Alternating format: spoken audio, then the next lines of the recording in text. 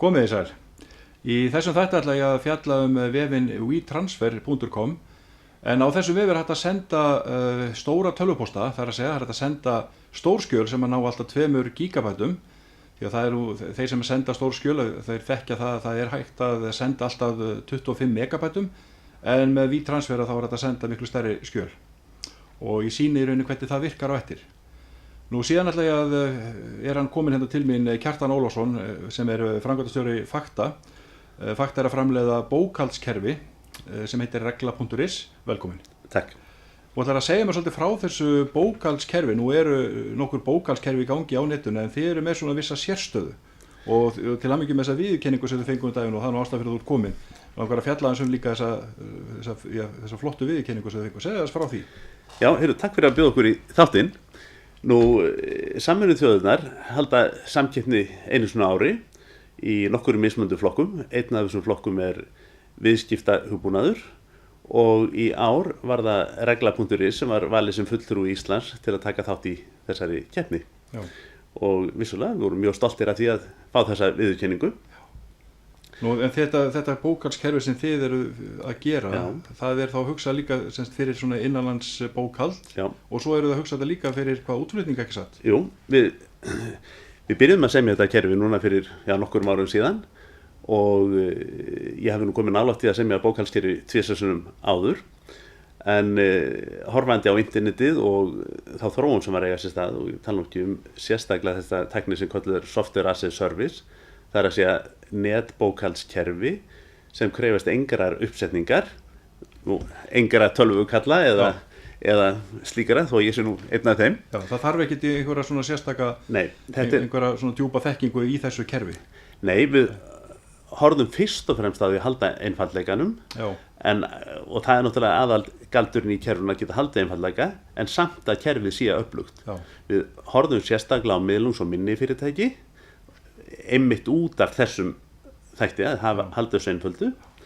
Nú, þetta miðlægt kerfi, þannig að allar lagfæringar og viðbætur og endurbætur sem við gerum, sem við erum að vinna í jafnt og þétt, koma strax strax virkar hjá notendum okkar, vegna þess að þetta keyrt miðlægt á stórum server og allir tengjast honum og leið og lagfæringin á sér stað, þá þetta komið til allra notenda. Já, ég eru örugglega margir sem að kunna spyrja sig í hvernig tæki hægt að nota þetta. Flestir eru náttúrulega að nota PC-tölvur, en virkar þetta fyrir Apple? Já, þetta virkar fínt á Apple.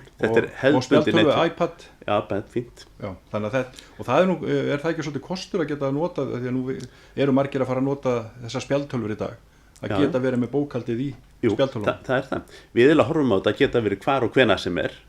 Ég meina, verkbókhald eitt af þáttunum okkar og strákarnir hjá mér, þeir eru að vinna forritunarvinnu ykkur starf út í bæ, þeir skrá verkbókhaldið sitt heima hjá sér á kvöldin þess vegna. Og það sem ekki uppsetning. Þú sagði mér líka frá því að sem að vakti náttúrulega mína athygli líka á kerfinu, það þessi sjálfvirkni fítus í kerfinu. Segðu mér aðeins frá því, þessari sjálfvirkni. Hvað átt við með því? Menn fara náttúrulega kannski ekki í það í þriðja skipti að semja bókhaldskerfi nema sé ærin ástæða til og það var náttúrulega ekki bara internetið, heldur horfum við náttúrulega líka á að upplýsingarnir sem farin í fjárhagsbókhaldið á stóru leyti til í bankan. Bankin búin að fara hluta færslunni. Svo ég sagði, heyrðu, hvers vegna semjum við ekki þekkingargrunn sem getur lært og kerfi sem tekur það færslunar úr bankanum, setur það inn í keyrir á móti grunnum og þannig að það getur lært. Þannig að ég alltaf að greiða hérna fyrir öryggisþjónustu og ég að greiða síman og ég að greiða fyrir netið og ég að greiða fyrir þetta og þetta og þetta. Alltaf endurtekið sömu færslunar og með því að geta látið kerfi læra getum við minnkað vinnu við bókhaldið alveg ótrúlega mikið. Og ég veit í mínu fyrirtæki Fakta, sem móðurfyrirtæki okkar, sem hugbúnaðargerð, þá höfum við náð að minnka vinnu við bókhaldið núna undan 3 árum og við höldum verkbókhaldið þannig ég veit það. Það hefur komið talsvert niður fyrir 50% af því sem áður var. Já. Hvaða kerfi eru það að nota í reglu? Svona teljuð upp? Já, kerfin sem eru í reglu í dag í fyrsta lagi fjárhagsbókhald með innibyggðum lánadrottnum og viðskiptamönnum og öllu slíku, alvöru efnahags- og rekstrarreikningum sem eru sveigjanlegir þannig að maður geta setta upp sjálfur og náttúrulega að geta tekið færsluna sjálfur inn.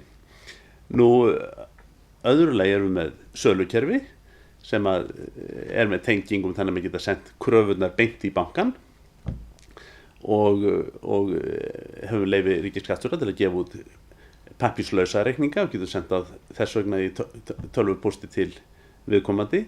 Síðan erum við með verkbókhald sem nú reyndar minnst notaði kerfið hjá okkur en alveg lykilatriði í mínu fyrirtæki. Já. Nú við erum með launakerfi.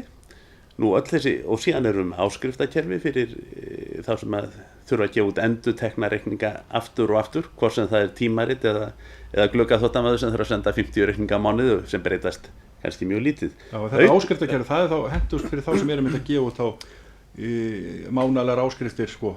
Já.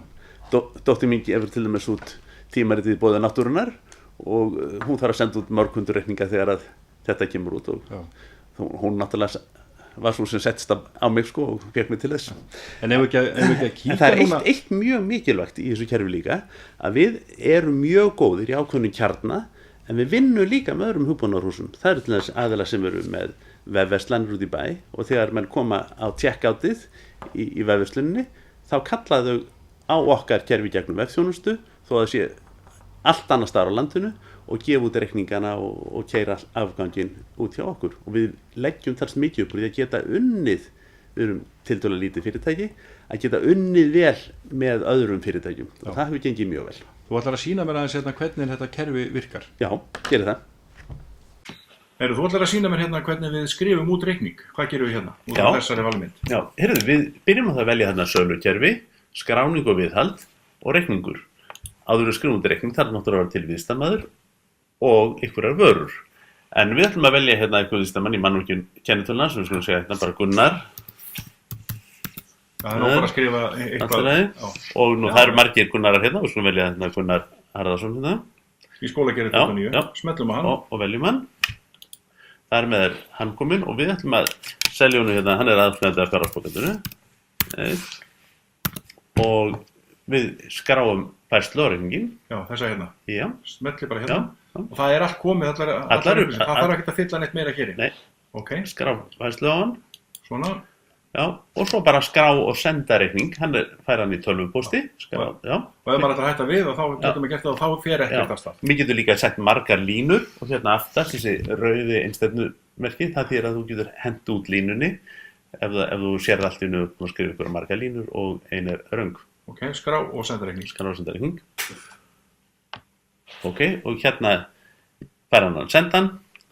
Hann fær þetta send sem PDF-skjál. Sem PDF-reikning. Já, ok. Og við hérna sendum þetta bara til hans. Og það er fínt, hann fær þetta. Nú erum við búin að...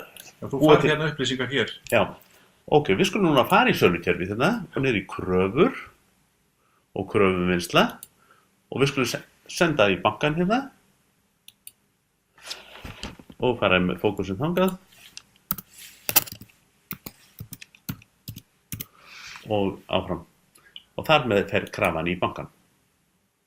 Nú eru færri í bankan. Já. Ok, þarna er þessi og það er búið að færa bókhaldið. En hvað annað sem ætlar að sýna hérna? Ég þarf nokkar aðeins að sýna þetta tvö smáatriði, annars var svona litla fyrirspurn. Þú gera fyrirspurn hérna og í hreyfingar. Fyrirspurnir og hérna yfir í hreyfingar. Smellu það. Og við skulum athuga hver er rekstrakostnaður fyrirtækisins sem komið er af árinu. Þá tökum við af alla bókhaldslykla og sitt hérna. Ég er að taka hakið af. Já. Og sitt hérna, ég vel hérna, það eru bókhaldslyklar sem eru frá 4. Takk. Svona. Já, og við viljum fá þetta í hérna, þetta er semst filterinn hérna prófa, hvað við ætlum að fá með og hérna er neðri hlutinu framsetningin og við ætlum að fá þetta af sína eingöngu samtalstölur. Þetta hækka hérna. Við ætlum að hafa bókhald. Já, og keyra þessa fyrirspurn. Svona. Ok, hérna sjáum við þetta, við erum kannski þarna með talsverðan símakostnað og ef við, þarna getum við valið einstaka liði og skulum velja hérna efsta til þess. Og hérna sjáum við ýmsar reikningar sem eru og ef við tökum nú eitthvað deitara, svona út af, við getum tekið til þess, þar sem eru klemmur hérna einu neðar til þess, þar sem eru klemmur fyrir framan, það getur smellt á og þá kemur upp skannaða myndin af viðkomandi reikning. En sumir skannin og aðrir ekki, við skannum inn og það er stuðning við það í kerfinu. Já, svo lókum maður bara klukkanum með því að smelta X-in. Já, nú, mér langar að sýna ykkur eitt í viðbót. Það er að segja, skráning færslna hérna. Við getum skráð á hefðbundinn máta sem menn þekkja, eða við getum farið sem við gerum talstað, við sækjum færsluna beint í bankann og við veljum þann bankaring sem við ætlum að sækja, þannig að Landsbankaringin okkar, og sækja færslur og það bara augnablik verið að því.